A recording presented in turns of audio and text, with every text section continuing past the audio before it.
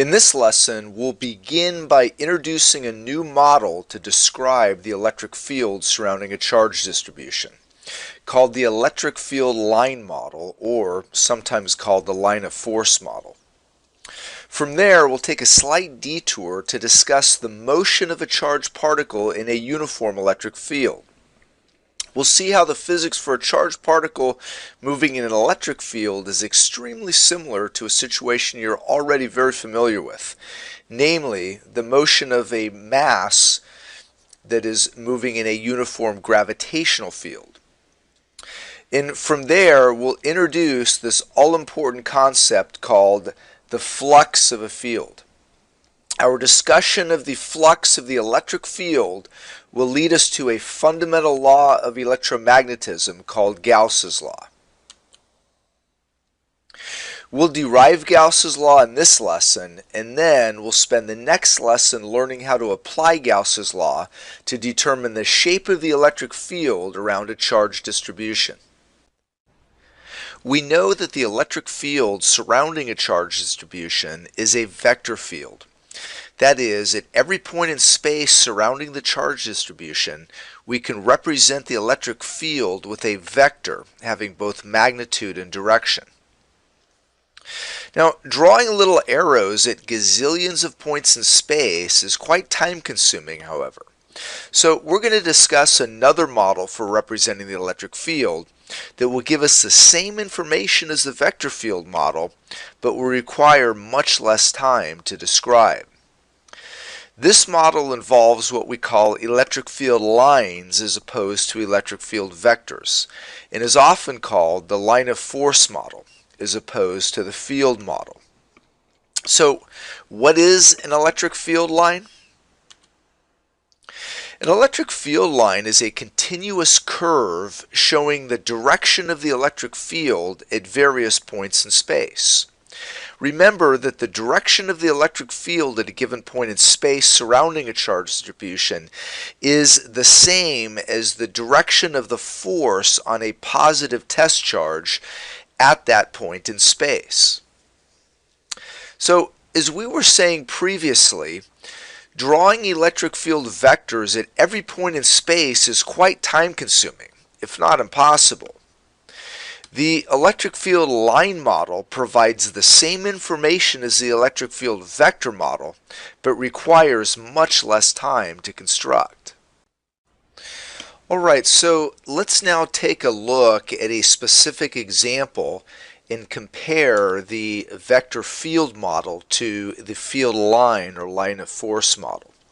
So the example we'll look at is a spherical positive charge distribution. For the electric field model, notice that we can draw a vector to represent the electric field around the positive charge Q at each point in space. We draw enough field vectors to get an idea of the field magnitude and direction. Note that the direction of the field at any point in space is radially outward, consistent with the requirement that the direction of the field is the same as the direction of the force experienced by a positive test charge at that point in space. Also notice that the field gets weaker with distance, consistent with the inverse square law nature of the Coulomb force and field. We produce the field line model or line of force model simply by drawing the continuous curves connecting the various field vectors. You can see how much less time it takes to draw the field lines versus the field vectors. In the next slide, we'll see how we can get the same information from the field line model that we get from the vector field model. So from the previous slide, I think it's pretty obvious that the electric field line model clearly shows the direction of the electric field in the same way that the vector field model does. But how do we get information about the magnitude of the electric field from the field line model? Well, in this slide we'll soon see. So let's start out by talking about the direction of the electric field given the electric field line model. we can say that the electric field lines are represented by arrows in the same way that we use arrows to represent electric field vectors. So the field lines are represented by arrows that start on positive charges and end on negative charges. So in this way we see that the direction of the electric field line is given by the direction that a positive test charge would experience a force. The electric field vector is tangent to the electric field line at any given point in space. So given the field line model, if you want to know what the direction of the electric field is anywhere, you simply draw in a tangent line to the field line, and you can assume then that the direction of the electric field, okay, will be along that tangent line. So how do we get information about the magnitude of the electric field from the field line model? Well, first of all, when we draw field lines, we do so such that the number of lines beginning or ending on a charge is proportional to the magnitude of the charge. So how many lines you draw in is really up to you, but you should choose some sort of scale so that if you were to have a charge that was twice as big as another, okay, then you would use twice as many field lines to represent the field surrounding it.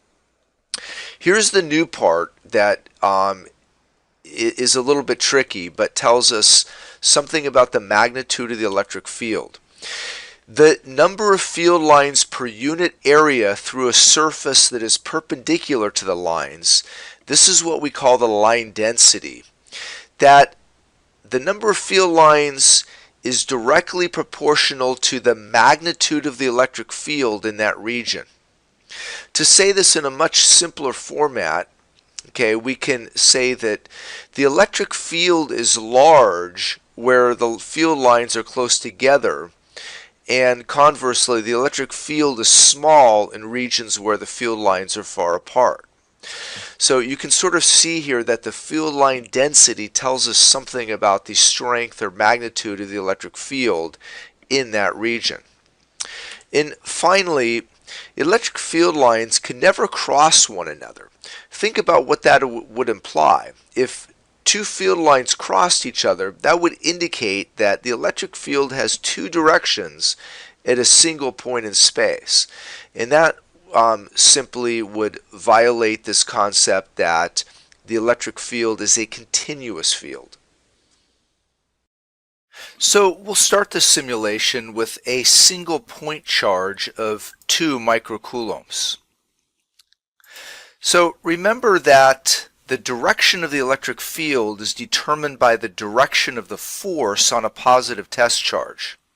So to see this, we're going to start by adding some positive test charges near our charge distribution to see in which way they move. So let's create some test charges here. Okay, we're going to place them around this single point charge, and you can see that they move radially outwards in time, indicating the radial dependence of the Coulomb force. Next, we're going to place some electric field vectors, okay, around the charge distribution. Okay, so we're going to place them at various locations here. Okay, and I want to place enough of these here so that you notice the pattern here.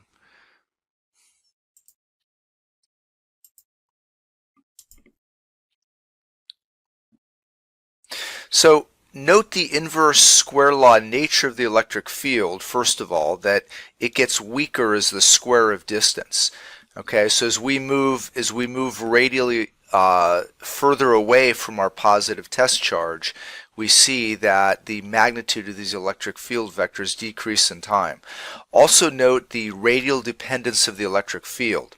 Okay, that the field points in the radial direction, in this case outwards because it's a positive test charge, at all points. Next, we're going to add in some field lines, okay, and these field lines will represent our line of force model. Want to just point out here that with this simulation, this unfortunately does not show us the direction of the electric field, but one of the things it does nicely show is that the electric field vector is tangent to the electric field line at any given point in space. So it does nicely show that. So I'm going to use this equipotential button here. I'm going to clear our electric field vectors here. I'm going to use this equipotential button here just to show you just to create two circles here so that we can look at something else in this field line model. Okay, notice that these two circles, the pink circle and the blue circle, have different radii. Notice that the field line density, which measures the number of field lines per unit area through a surface that is perpendicular to the field lines, notice that this field line density decreases as we move radially outwards. So if I'm looking here at this pink circle here, notice that these field lines where the cursor is are perpendicular to the surface here, and you'll notice that we end up with two field lines passing through a surface of this small area here. Notice as we move further away here, as the radius gets bigger, we still have two field lines, but notice how much bigger the blue surface is out here. That is, this portion of the circle is, compared to the pink portion in here. This tells us that out here, further away from the charge distribution, the field line density is much smaller, suggesting that the electric field is much weaker there. So this is how we get information about the strength of the electric field using the field line or line of force model. Okay, remember that it is the field line density that tells us something about this field strength. One more thing you should notice that the field lines never cross one another, suggesting that the field is continuous at all points in space. Alright, so we're going to switch simulation software here because this piece of software will actually show us the direction of the electric field lines for a given charge distribution. So we'll start once again with a single point charge. Okay, let's say with a charge of +1. So you see the red charge on the left having a charge of +1. Which is positive. Notice once again that the field lines leave or move away from the point charge consistent with the direction of the electric field. Also notice that the simulation uses 10 field lines to represent a charge of +1 charge units. Let's now switch the sign of the point charge and see what happens to the field line. So here we're going to go from 1 to -1, and you now see that the field lines point radially inwards as opposed to radially outwards. Our field line model requires that the electric field lines move away from positive charges and move towards negative charges. Notice what happens if we now double the amount of charge. I'm going to go from -1 charge units to -2. So when we double the amount of charge, we double the number of field lines from 10 to 20, consistent with the requirement that the number of field lines is directly proportional to the amount of charge. Now let's take a look at a charge distribution consisting of 2-point charges. So we'll start by considering the special case of the electric dipole. So we'll make our charge on the left here with a charge of +1 charge units, and we'll put our charge on the right, this black charge, with a charge of -1 charge units. So notice that the 10 field lines leave the red positive charge on the left, and the 10 field lines now enter the negative charge on the right. This is consistent with our field line model, which requires that the number of field lines entering or leaving a charge is proportional to the amount of charge.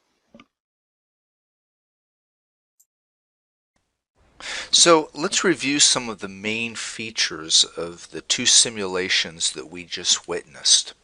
We'll take a look at how certain changes made affected the field line model, as well as the effect that these changes had upon the electric field itself. So we saw in our simulations that when we changed the magnitude of the charge distribution, this certainly changed the number of field lines that either entered or exited the charge, but it didn't change the direction of the field lines in any way.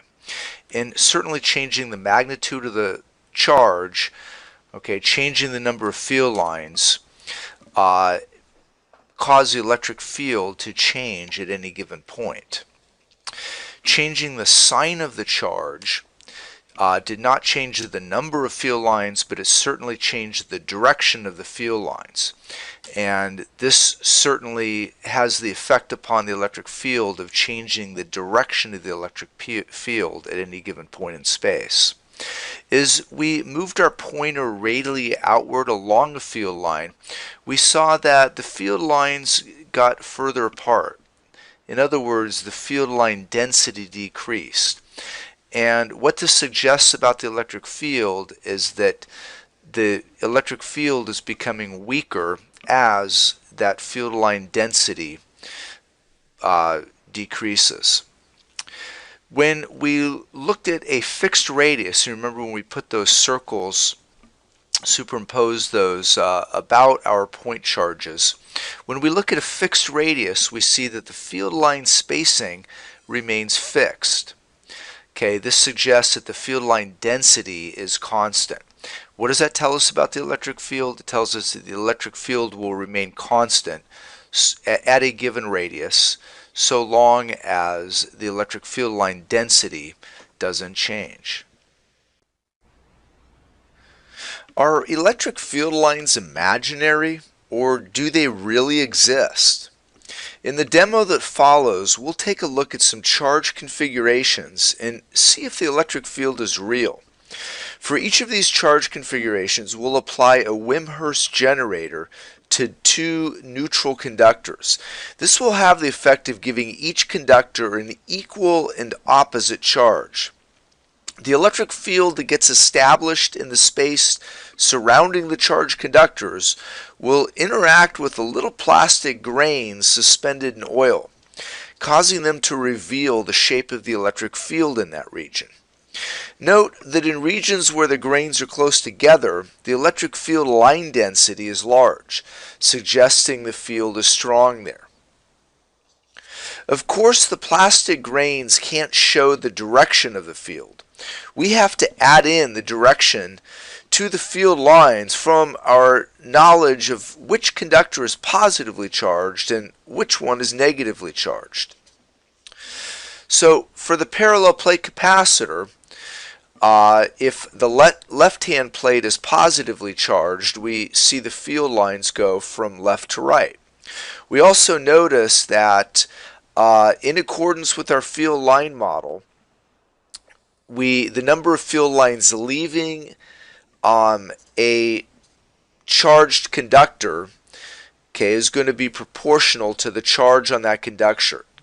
Since each of these conductors are equal and oppositely charged, then it would only make sense that the number of field lines that leave the positively charged conductor will be exactly the same as the number of field lines entering the negatively charged conductor.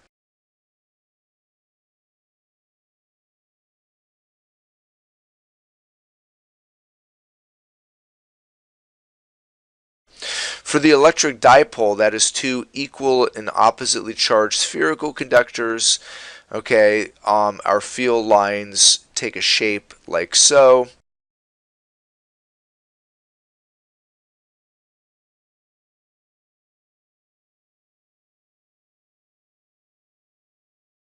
For the sphere and the plate, the field lines would take a configuration that looks something like this.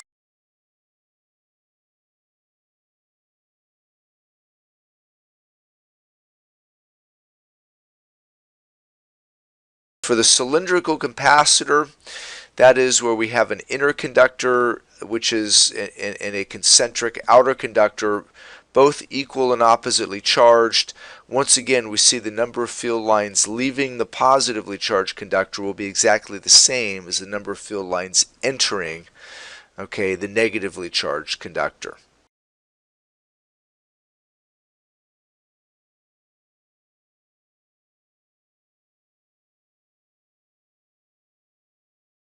Okay, so let's gain some more practice applying this electric field line model, that is this line of force model, to some specific charge configurations. So we'll start by taking a look at a spherical charge configuration of plus Q. And we're told here that we're going to use 8 field lines to represent a charge having a magnitude of Q. So very simply, we see here that for a charge of plus Q, we need 8 field lines to represent it, and the direction of these field lines will be the same as the direction that a positive test charge would experience the force, right? Since it's our charge configuration is positively charged, okay, we can see then that these field lines are radially outwards, and we have 8 of them, okay, equally spaced to represent the symmetry of that field in space. Now, when we look at a charge of plus 2Q, that is if we double the charge of our charge distribution, according to our electric field line model, we should also double the number of field lines, okay, representing the field. So you see here a charge of plus 2Q, we've got 16 field lines, twice as many field lines, and since it is positively charged, the direction you see hasn't changed. Okay, we're asked here for the plus 2Q charge distribution to identify regions where the electric field is both strong and weak. Remember, we said that the field line density tells us something about the strength of the electric field in that region. So as we can see here, if I look in the region over here, we see that the field lines are fairly spread out in this region compared to in this region over here. Okay, this suggests that, okay, the field line density here is less, suggesting the field is weaker in that region than it is in closer here to our charge distribution. Okay, and finally we see the effect of reversing the sign of the charge. Okay, if we have a charge of negative Q, we still represent our electric field with 8 field lines. Okay, the only difference being here that the direction of those field lines are radially inwards, since that is the direction that a positive test charge would feel a force, okay, from the charge minus Q. Okay, for the next charge configuration, we have 2 identical charges, each having a charge of plus Q separated by a small distance.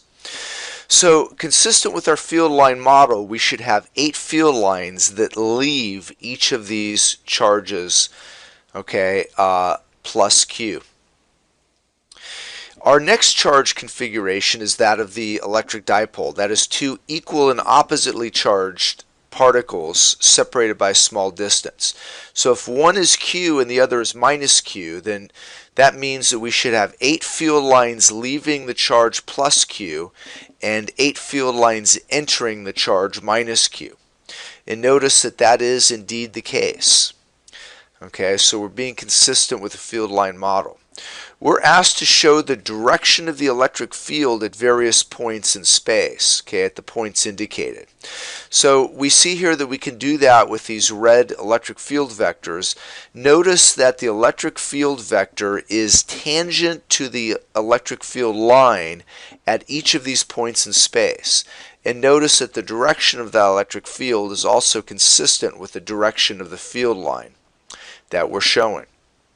And finally, what happens if we have 2 charges that are opposite yet not equal?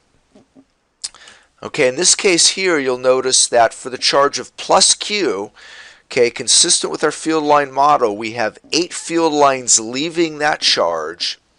But for the charge minus q over 2, okay, a charge which is only half as great, we have only 4 field lines entering it. Okay, that is required by our field line model. Okay, remember the number of field lines, okay, that leave or enter a charge is proportional, directly proportional to the magnitude of the charge. Once again, you'll notice here that field lines leave the positive charge, okay, and travel towards or enter the negative charge. So we're now going to digress from our discussion of this new electric field line model and look at the effect of an electric field on a charged particle. We know that if a charged particle exists in a region of space with an electric field, it will experience a force from the field. And from our understanding of classical mechanics, we know that the motion of the particle will be affected by this force. As we said in the introductory slide of this lecture, our understanding of how a mass in a gravitational field moves in response to a gravitational force, whether in the one-dimensional case of a falling body or the two-dimensional case of a projectile, this understanding is completely analogous to the physics of a charged particle moving in an electric field. Keeping this analogy in mind, we'll see that there's really not much new learning needed here. Our understanding of the kinematics of falling bodies and the kinematics of projectile motion is all that is really needed here to understand this. So let's take a look. If we look at the motion of a mass moving in a uniform gravitational field, we see that a mass, let's say m, near the surface of the Earth in a uniform gravitational field will experience a force of gravity given by mass times that constant acceleration of gravity g. In the case of an electric field, we replace the mass with a charged particle, let's say having a charge q, and we replace the uniform gravitational field with a uniform electric field. Let's suppose the electric field provided by two equal and oppositely charged parallel plates, okay, in the parallel plate capacitor configuration here. And we see here from our definition of field that the force experienced by that charged particle is given by the amount of charge Q times the electric field E. So given that a mass in a gravitational field is acted upon by this force, then we see here that by applying Newton's second law, okay, the left-hand side, the net force acting on our mass, mg, is equal to the mass times the acceleration. We clearly see here that the acceleration of the mass is given by this constant value g. In the same way, when we apply Newton's second law here to the case of the charged particle, okay, we see here that the net force acting on that charged particle in the uniform field is given by Q, the charge, times the electric field strength. Okay, that's equal to the mass times the acceleration. Okay, and solving for acceleration, we see that the acceleration of that charged particle is given by this expression here, kq times the electric field strength divided by the mass. Now, when we look at the case of motion, if the mass is released from rest, okay, then we have the case of a falling body. Okay, that a mass released from rest in a uniform gravitational field will experience a uniform acceleration downwards towards the center of the Earth. And we know that to describe the motion of the falling body, okay, whenever the acceleration of constant, these kinematic equations of motion apply, okay, we have here, and we see that for the case of the mass released from rest, okay, these four kinematic equations simplify, okay, when the initial velocity is 0 and the acceleration is a constant value g, okay, we can use these kinematic equations of motion to describe the motion of that mass moving in the uniform gravitational field. Likewise, when we look at the case of the charged particle moving in a uniform electric field, it is completely analogous. If it is released from rest, okay, we see that it is going to move in one dimension in response to that electric field. The only difference here is that in the case of mass, we have only one type of mass.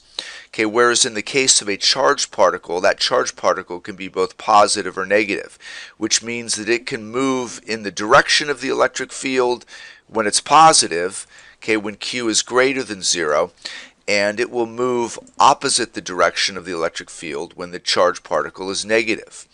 Okay, but to describe the one-dimensional motion that results, okay, our kinematic equations of motion apply because the acceleration, as we saw above, is constant. Okay, and substituting in the fact that the initial velocity of the particle is 0 and that the constant acceleration is given by this expression QE over m, okay, our kinematic equations reduce to this. So this will be very helpful in solving motion problems for a charged particle released from rest in a uniform electric field. Okay, now finally we look at the case, what if the, going back to the gravitational field, what if that mass is not released from rest? What if it has some sort of motion in the field to begin with? Now we have the case of the classic projectile. So we'll look at the simplified case where it has motion, let's say in the x direction, whereas the gravitational field exists in the y direction, and we know that the resulting motion is going to be parabolic. Okay, that a particle moving horizontally, okay, that experiences a uniform force vertically will result in this classic parabolic curve. Okay, the same thing can be said for the charged particle moving in the uniform electric field. If it has an initial velocity in the horizontal direction while the field is in the vertical direction, once again the physics suggests that the resulting trajectory is going to be that of a parabola, exactly like the case of a mass moving in a gravitational field. And we know that the kinematics of the two-dimensional kinematics that describes projectile motion, here we have the horizontal motion described by its equation of motion where there's no acceleration in the horizontal direction. Okay, the vertical motion of the mass, okay, that's released from rest, okay, is described with this vertical kinematic equation here. Okay, and we have this completely analogous situation for the case of the charged particle moving in the uniform electric field. The horizontal motion, okay, the horizontal displacement of that charged particle, okay, is given by its horizontal velocity times the time of travel, and the vertical motion, okay, is given by this kinematic equation of motion, okay, when it has no initial velocity. Okay, then the 1/2 acceleration times time squared takes on this expression right here. So we have expressions for both the vertical displacement as well as for the final velocity of the charged particle at any given time. So when solving problems, okay, don't forget that you already know the physics here. Okay, the physics of one-dimensional motion describing a falling body, okay, a mass moving in a gravitational field, okay, as well as a two-dimensional case of a mass, okay, that is projected in a gravitational field, okay, that this physics that you're already very familiar with is completely analogous to the case of a charged particle moving in a uniform electric field. Alright, so now let's take a look at a sample problem where we have a charged particle moving in a uniform electric field. So in this example, we're going to look at the motion of an electron in a cathode ray tube, okay, a vacuum tube, which the original TV sets up until about 10 years ago, television sets, okay, used the cathode ray tube to actually accelerate electrons to hit the screen. So let's look at a schematic here of a cathode ray tube.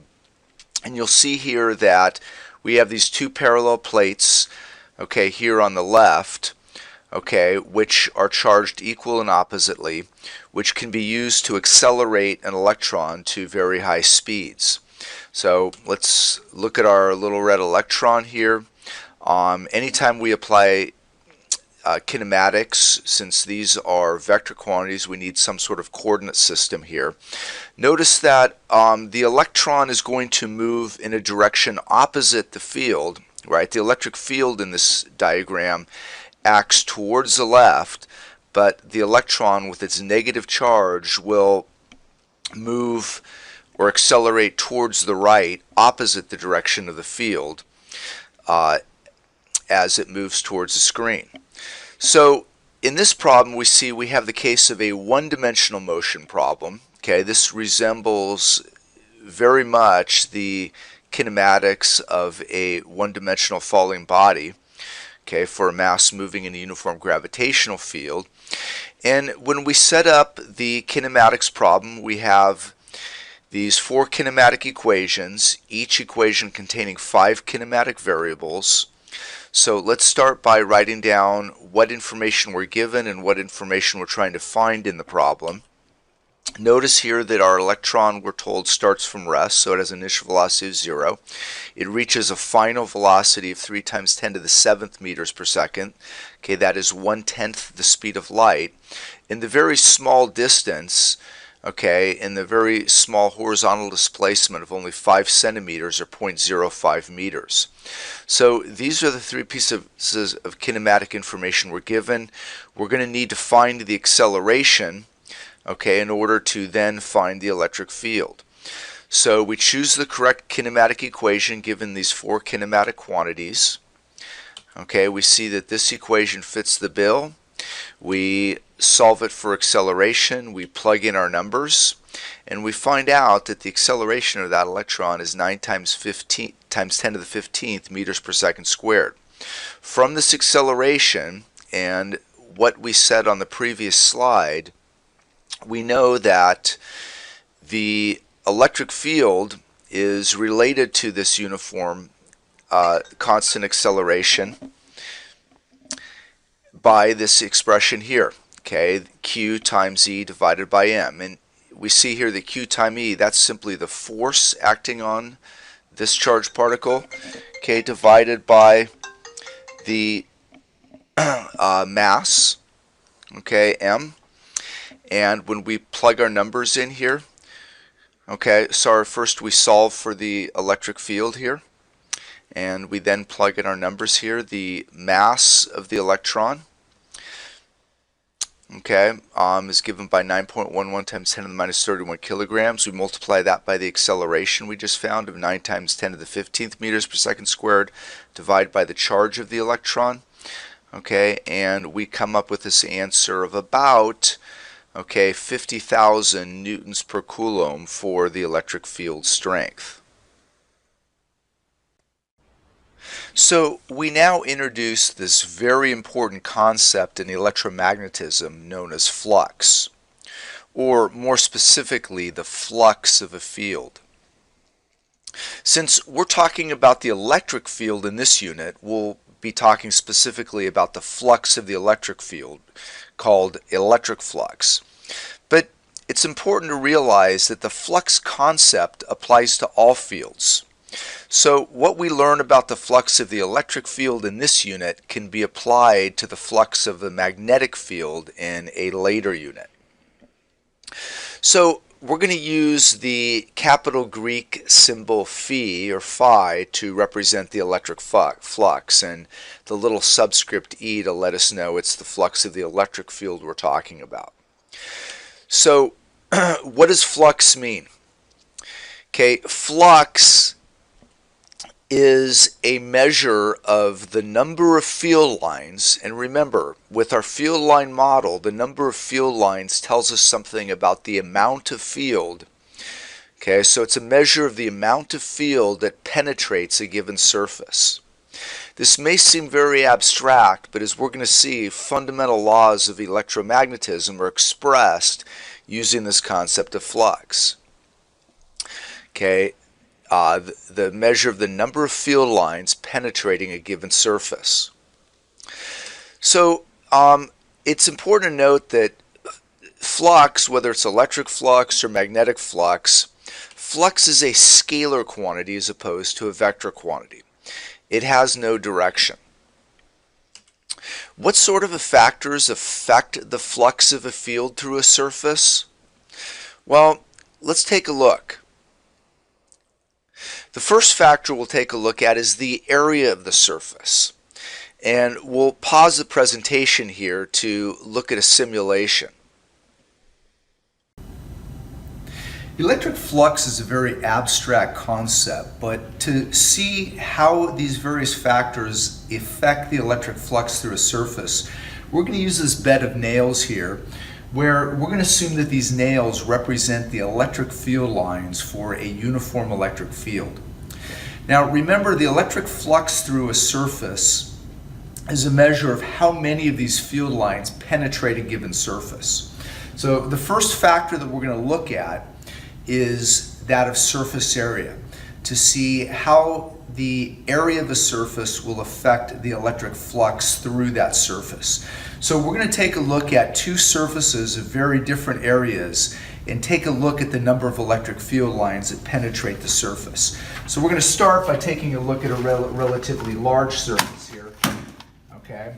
And we will contrast that with a fairly small surface here. Hopefully you see that the number of electric field lines that penetrates the surface, okay, is directly proportional to the area of the surface. That the larger the area of the surface, okay, that is the surface on the right here, the more electric field lines, or in this case nails, will penetrate it. As we can see from the simulation, the flux of the field is directly proportional to the area of the surface. This only makes sense that the bigger the surface area, the greater the number of field lines will penetrate the surface, okay, or let's say the greater the amount of field will penetrate the surface. So the predicted relationship here, we see that, yeah, there's a direct relationship between the flux of a field and the area of the surface in question. The second factor we'll look at is the strength of the field.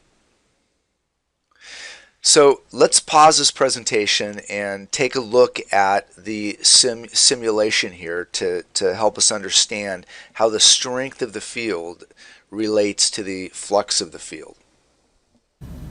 So how does the strength of the electric field affect the electric flux through a given surface? You'll notice here that with these two different bed of nails, okay, we are representing two different uniform electric fields of different strengths. Notice here that the field on the left, okay, the electric field line density is large. Okay, the nails are very close together, suggesting the electric field is strong in this region. Whereas for the bed of nails on the right over here, you'll notice that the electric field line density is much lower, suggesting the electric field is much weaker in that region. I don't think it takes a huge stretch of the imagination to see that for a given surface, okay, for the strong field on the left, we have many more field lines that will penetrate that given surface, okay, than we will, okay, for the field on the right. So we can clearly see that there is a direct relationship between the strength of the electric field and the electric flux through a given surface in that electric field. So as you can see in the simulation, the stronger the field, okay, the greater the number of field lines, okay, that are going to penetrate a given surface. Remember that the strength of the field, okay, using our line of force model, is going to tell us something about the field line density. Okay, the greater the field line density, okay, the greater the number of field lines per unit area, okay, the greater the flux is going to be, okay, through a given surface. So once again, we see that there's a direct relationship between the flux of the field and the strength of the field. And finally, we'll take a look at this last factor, which is the surface orientation. So let's take a look at this simulation here to help us understand this concept. So the very last factor we're going to take a look at is that of the orientation of the surface in the electric field. Remember that the electric flux measures the number of field lines that penetrate a given surface. And you can see here that as we change the orientation of that surface in the field, the number of field lines that penetrate the surface will change as well. Let's take a look at two extremes. Notice that when the surface is oriented in this fashion, that none of the electric field lines, in this case the nails, actually penetrate it, in which case we would say the electric flux is zero. When I rotate that surface by 90 degrees, however, you see that we have the maximum flux through that surface. Okay, that we have many, many more field lines that penetrate it.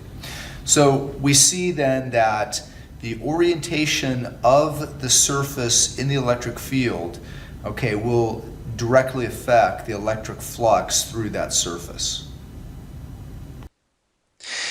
As we can see in the video, okay, the orientation of the surface affects the flux of the field through it.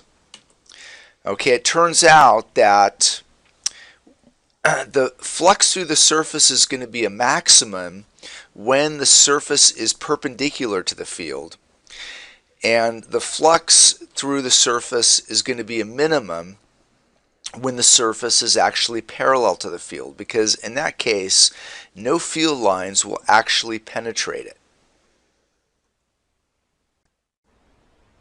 Now, we saw in the previous slide that the area of a given surface directly affects the flux through it. That is, the number of field lines that penetrate the surface.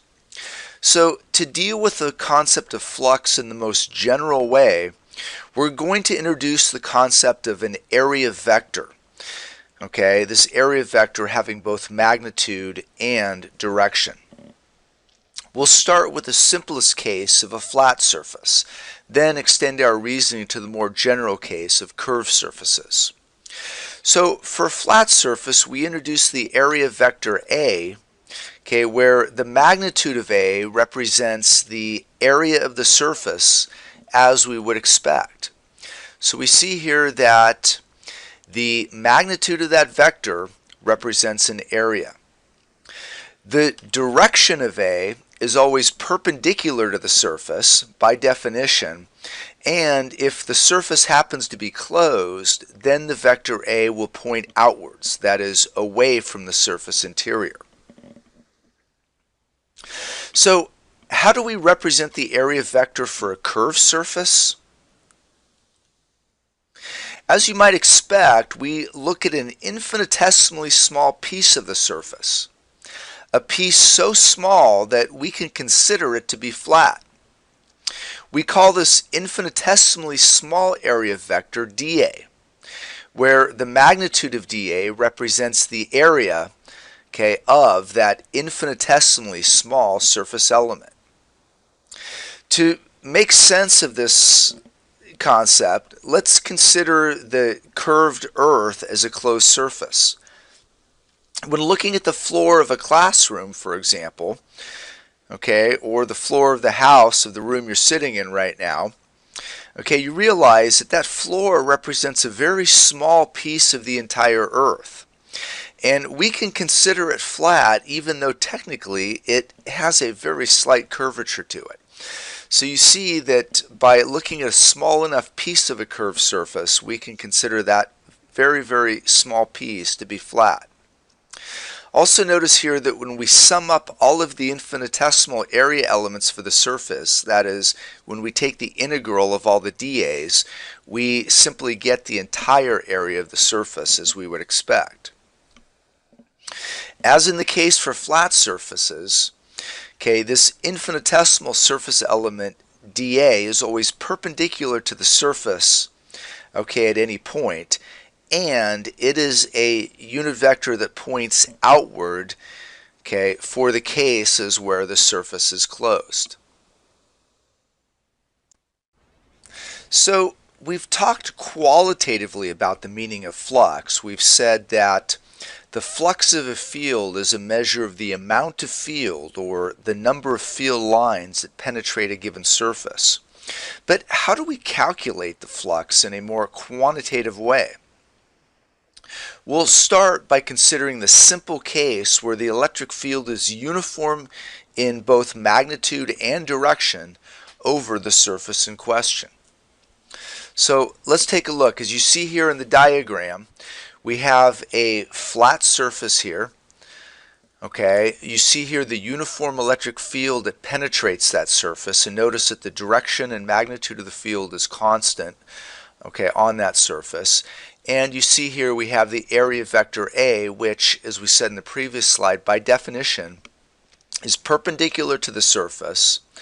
Okay, that gives us direction, and the magnitude of that area vector A tells us the area of the surface. So the definition of electric flux, okay, for this uniform field, the flux is given by the dot product of the electric field and this area vector A.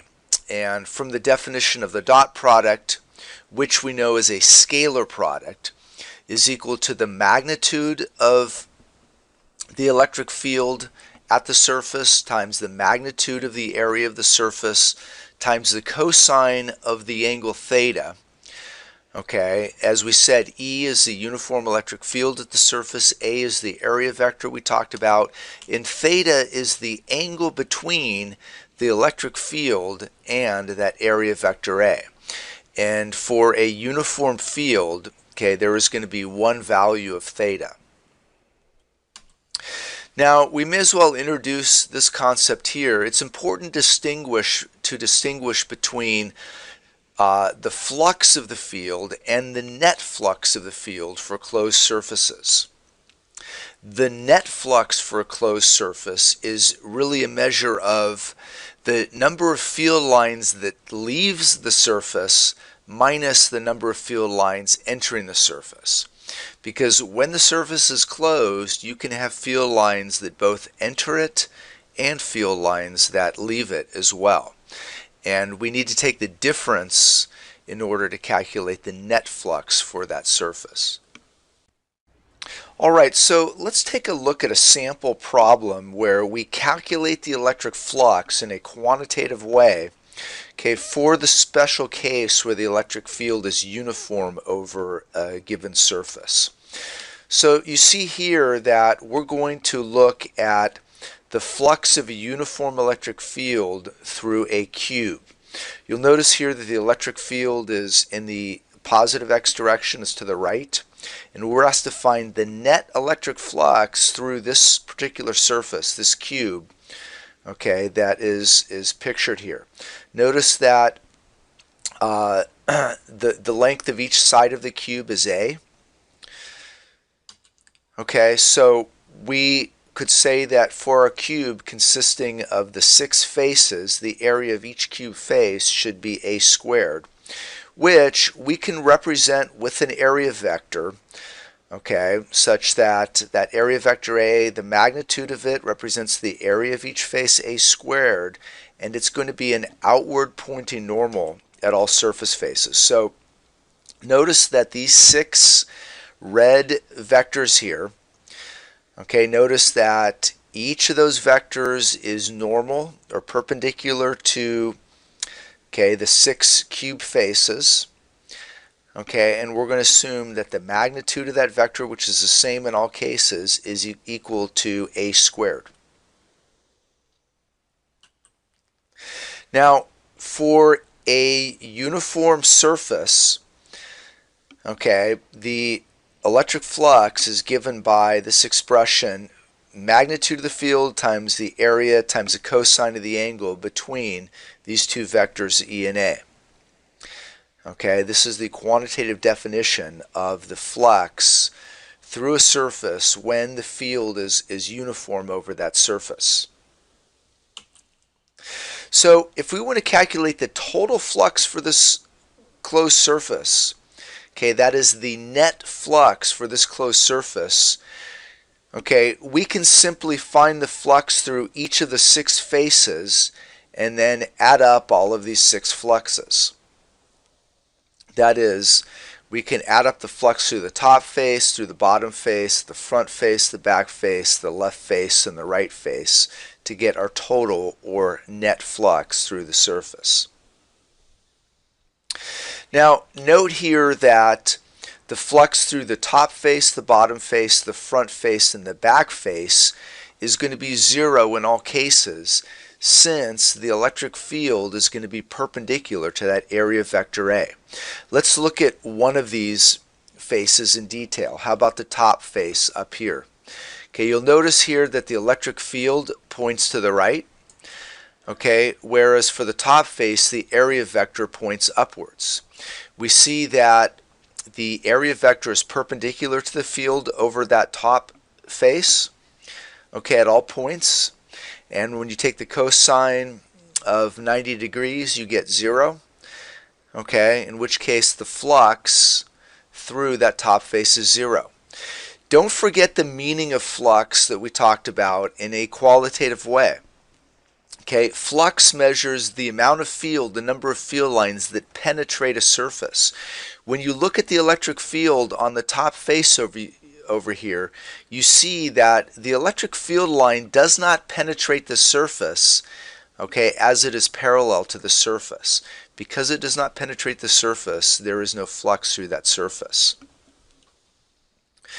Now, when we look at the flux through the left face, okay, over here, we, using our definition, okay, see that the flux is given by the magnitude of the electric field E times the area of the surface A squared times the cosine of the angle between E and A.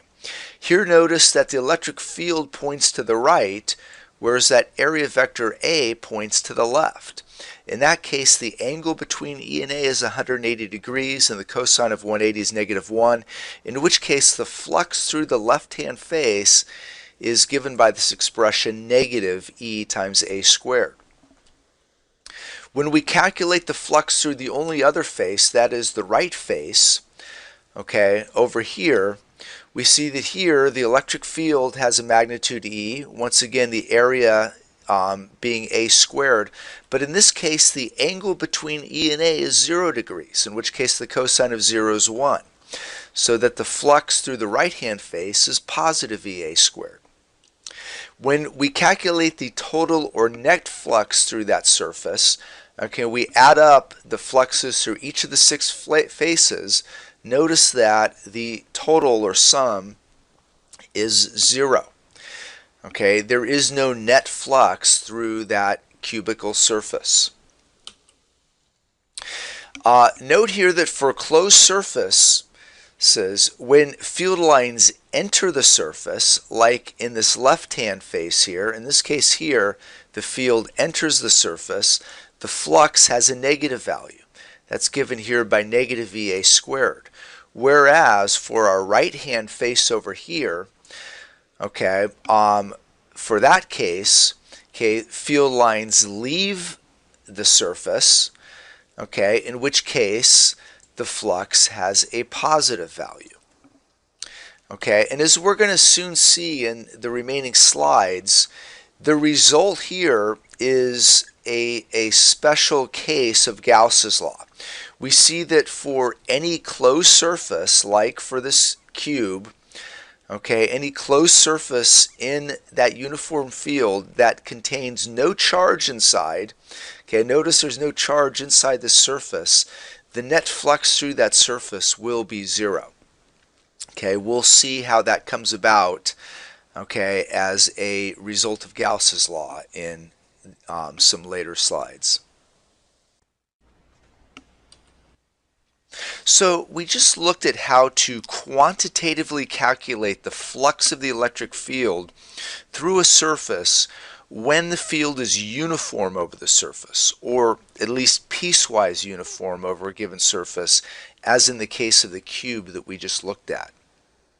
But how do we calculate the electric flux in the more general case when the electric field is not uniform over a given surface, either because the magnitude of the electric field changes over the surface and or the direction of the electric field changes over the surface?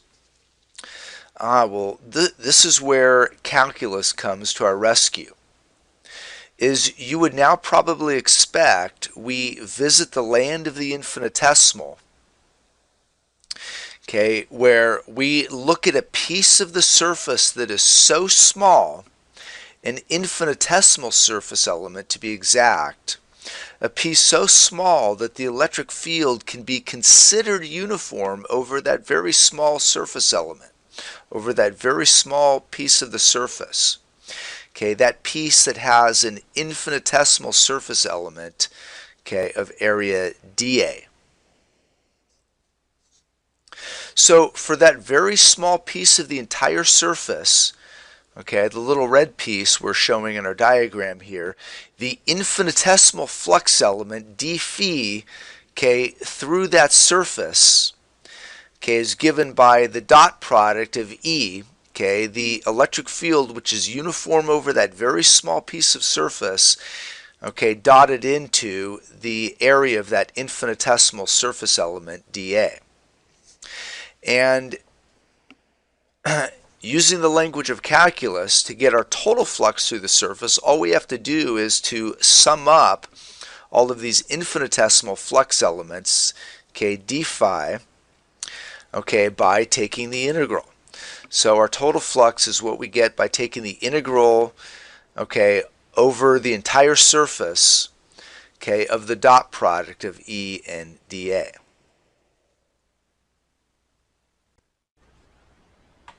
So now that we've talked about how to calculate the flux of the electric field through a surface, we're ready to introduce Gauss's law, one of the four fundamental laws of electromagnetism. Let's start with the qualitative statement of it. Gauss's law tells us that the number of electric field lines penetrating any closed surface, in other words, the net flux through a closed surface, is directly proportional to the charge enclosed by that surface. Qualitatively speaking, this statement should make sense. For no charge enclosed, as in the case of the cube that we looked at a couple slides ago, the net flux is zero, since for each field line that enters the surface, there is a field line that exits it. If charge was enclosed by the surface, then the net flux would not be zero, okay, as more field lines would, okay, exit the surface for a positive charge enclosed, okay, while more field lines would enter the closed surface for a negative charged enclosed. So let's take a look at applying Gauss's law to a fairly simple example to see the correlation between the flux through a surface and the charge enclosed by the surface. So in this example, we're asked to consider once again the electric dipole. Notice here that the electric field lines are drawn for the dipole configuration. And we're asked to verify Gauss's law for each of the surfaces shown. So right now there are no surfaces shown, but they will appear in time. So let's start by taking a look at this green square. That will be our first surface that we consider. When we calculate the net flux through that surface, we need to take a look at the number of field lines that leave the surface, okay, and then subtract the number of field lines that enter the surface to get the net flux. When you look at this, we see that 10 field lines leave the square, no field lines enter it. That would give us a net flux of positive 10. When we actually measure the charge enclosed by the surface, we see that the charge enclosed is plus Q. Now, the next surface we'll consider is this pink octagon. Okay, for the pink octagon, when we calculate the net flux, we see that in this case there are no field lines leaving it, but 10 field lines entering it. This corresponds to a net flux of -10. This is where we can use Gauss's law to make a prediction of the charge enclosed by the surface. If we said above that a net flux of +10 corresponded to a charge enclosed of plus Q, we can then reason that a net flux of -10 should correspond to a charge enclosed of -Q. And indeed, when we make the measurement or simply look at the picture, we see that yes, the charge enclosed is -Q. For the red rectangle here, we see that when we examine the number of field lines entering and leaving the surface, we see that 2 field lines leave it and 2 field lines enter it. This corresponds to a net flux of 0. According to Gauss's law, the net flux through that surface should be proportional to the charge enclosed. And so if the net flux is 0, we would expect there should be no charge enclosed by that surface. And indeed, when we make the measurement there, when we look inside of that red box, we do see that yes, Gauss's law is correct, that there is no charge enclosed by that surface. For the black oval we see here, this oval circumscribes both of the charges, plus Q and minus Q. When we calculate the net flux, we see that 5 field lines leave that black oval and 5 field lines enter it, giving us a net flux of 0.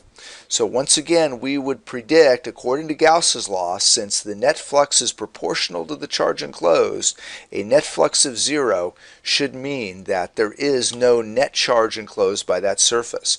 And indeed, when we make our measurement, we see that the charges plus Q and the charge minus Q will cancel each other out, okay, to give us 0 net charge enclosed. And finally, if we look at this purple circle here, we see that this is really no different than the case of the pink octagon, that in that case 10 field lines enter the surface, no field lines leave it, okay, giving us a net flux of -10. Okay, and based on the problems we've looked at previously, okay, a net flux of -10 should correspond to a charge enclosed of -Q, which when we take a look is indeed the case. So once again, we see Gauss's law in action, that the net flux through a given surface is directly proportional to the charge enclosed by that surface. So notice here when we compare the pink octagon to the purple circle, that the net flux through both of those surfaces is exactly the same, okay, suggesting that the flux is independent of the surface shape. Alright folks, we're going to take a look at a simulation here to try to help us understand this electric field line model, sometimes called the line of force model. What you see here in the middle of the black screen is a dot right now, and that dot represents a charge. Right now there is no charge on that small spherical object, but we will now put a charge on it. As you see here, where the cursor is, it now has a +1 microcoulomb charge.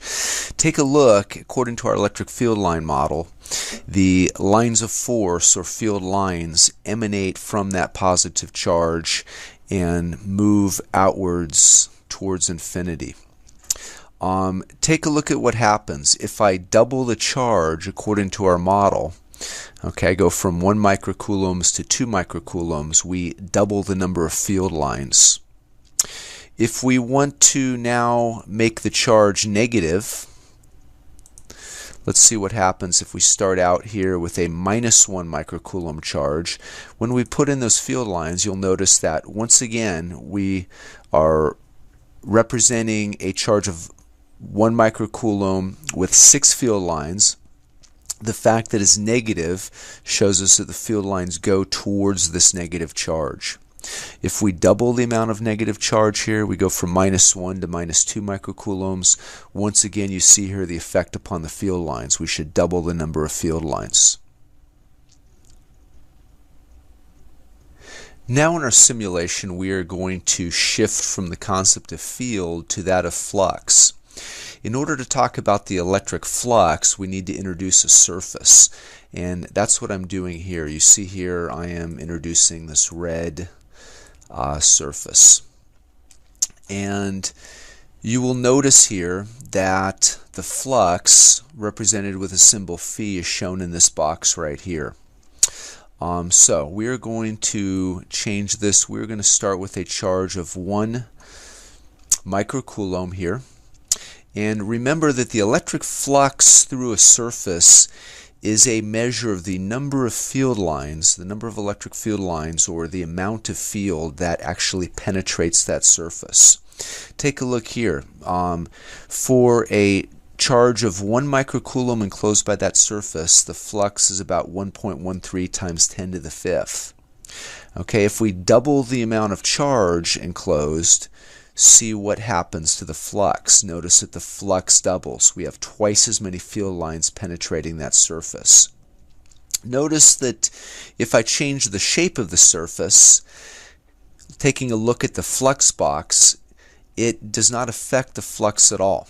Okay, and we see that the shape of the surface is independent of the flux. The only thing that affects the flux is the amount of charge enclosed by the surface.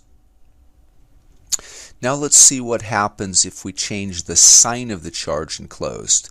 Okay, notice that when we have a positive charge enclosed, the flux is positive. That is, okay, more field lines leave the surface than enter.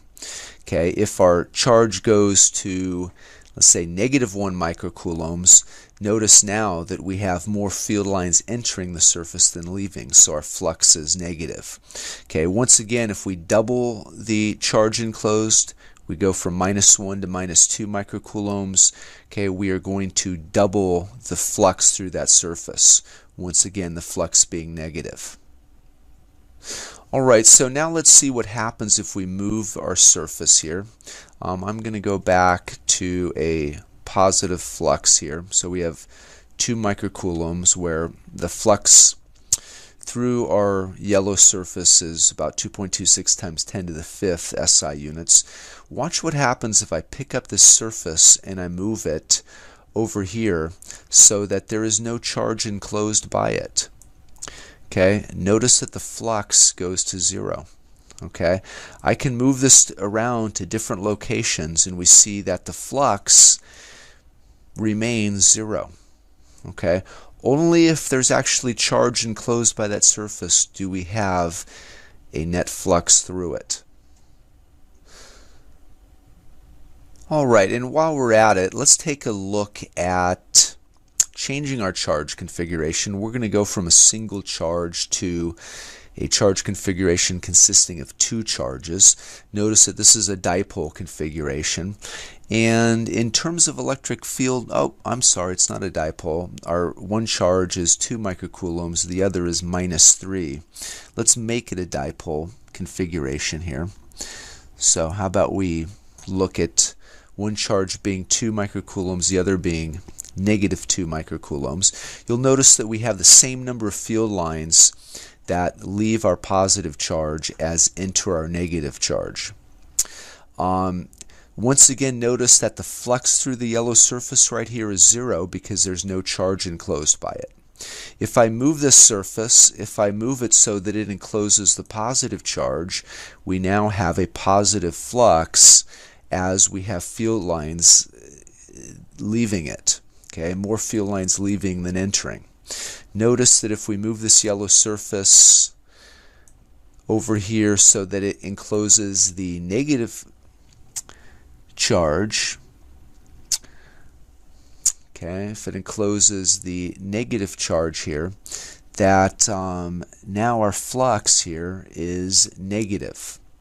And let's look at one more thing. Let's look at what happens if we extend the surface so that it encloses zero net charge.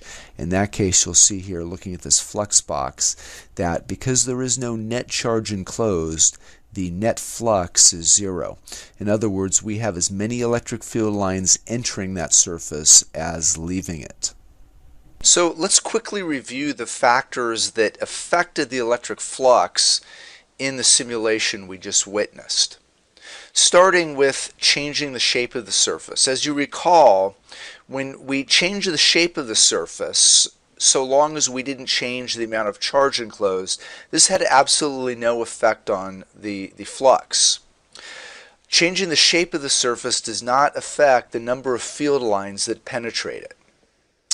Changing the magnitude of the charge enclosed within the surface certainly changed the flux through the surface. We saw in our simulation that when we doubled the charge enclosed, we doubled the flux through the surface.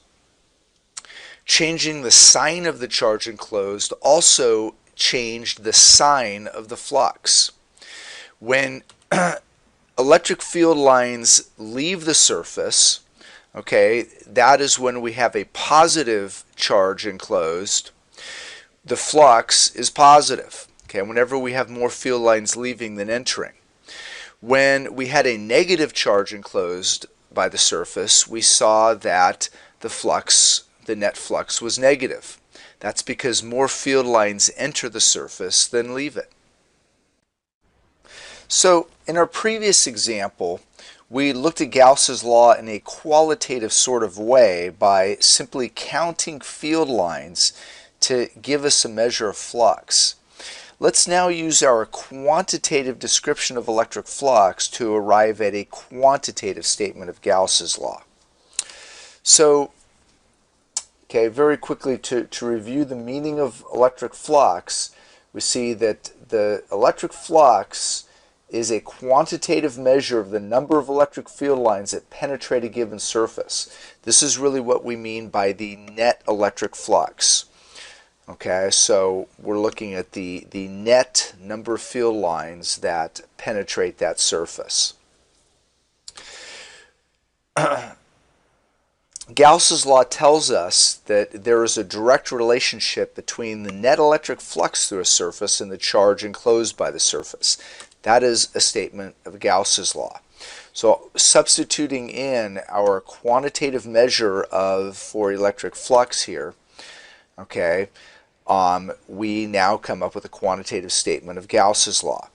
The left-hand side here, okay, this integral we see here, E dot dA, is what we call a surface integral. And this little circle here, which we place on the integral sign, tells us that we're evaluating that integral over a closed surface. Okay, so that little circle tells us that the surface is closed.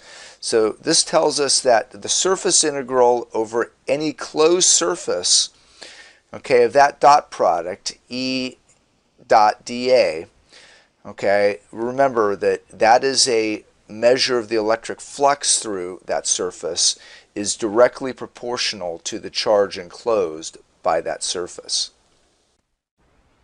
So far, our statement for Gauss's law is in the form of a relation, not an equation.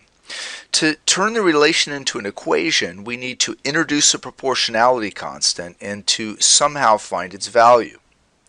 We can use what we know about Coulomb's law to accomplish this, that is to find the value of the proportionality constant. So let's take a look at the specific case of a point charge Q at the center of a spherical Gaussian surface, okay, that of a sphere for simplicity. We'll start by calculating the net electric flux through that spherical surface using our definition of net electric flux. So we see here that the net flux through our spherical Gaussian surface is given by the surface integral of E k times dA cosine theta. So you'll notice in the picture here that dA represents this infinitesimal surface element, Okay, a piece of that sphere that is so small it can be considered flat. dA is the outward pointing normal, okay, to the surface. So dA is perpendicular to the surface and points outward. Notice the electric field, due to the symmetry of that point charge, is radially outwards, directed away from the point charge, since that point charge is positive. So when we calculate the electric flux, we see here that this vector dA and the electric field vector are parallel to each other at all points along the surface. Okay, thus, the electric flux can be given by the expression surface integral of EdA cosine 0, since the electric field and the area vector dA are always parallel to each other for every point along the surface. So we also notice here that since the electric field is constant in magnitude for a surface of a given radius, that means that we can take the electric field outside of the integral, okay, because it is constant in value. And when we look at what results here, what happens, okay, our surface integral has been greatly simplified. We're simply summing up the dAs over the entire surface. And as we said previously, that simply amounts to finding the total area of the surface. So we see here that the total flux through that surface is given by, E, the electric field times the surface area of the surface, which is 4 pi r squared. Now, Coulomb's law tells us what the electric field is for a point charge. This is a result we know from a previous lecture, that the electric field for a point charge is given by Coulomb's constant times Q, the charge, divided by r squared, or in our Gaussian unit system, 1 over 4 pi epsilon naught times Q over r squared. Okay, we see that plugging this expression for electric field into the flux expression and simplifying gives us the electric flux for the spherical surface surrounding a point charge, namely Q over epsilon naught. We're now in a position to determine the proportionality constant in Gauss's law. Our relation says that the flux is proportional to the charge enclosed. The flux we know has a value for this case here given by Q over epsilon naught that is equal to this constant proportionality times the charge enclosed, which in our case is Q. That tells us, solving for the proportionality constant C, that it has a value 1 over epsilon naught. So we can now write Gauss's law in its general form as an equation with that proportionality constant, that the net electric flux through a chosen Gaussian surface is equal to the charge enclosed by that surface divided by this constant epsilon naught. Now, the derivation of Gauss's law from Coulomb's law is valid for electric fields produced by static electric charges. We will see later that electric fields can also be produced by changing magnetic fields. We won't get to this until the very end of this course.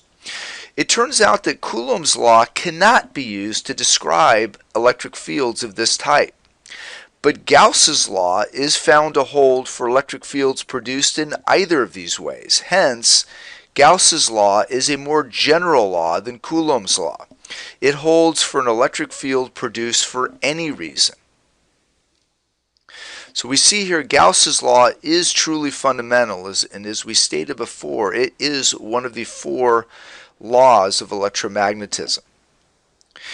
In the next lesson, we'll talk more specifically about how to actually apply Gauss's law to calculate the electric fields for various charge distributions.